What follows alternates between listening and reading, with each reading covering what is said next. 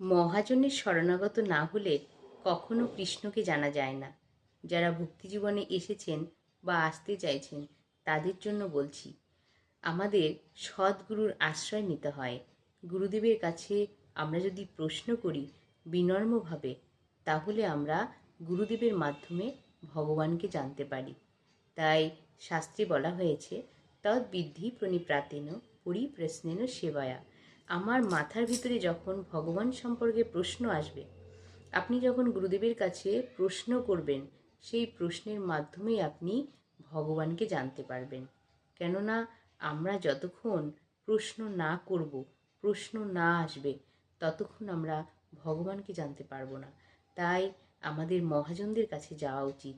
মহাজনদের কাছে থেকে, গুরুদেবের কাছে থেকে আমরা যদি জ্ঞান অর্জন করি, তাহলে আমরা কৃষ্ণকে জানতে পারব। হরে কৃষ্ণ।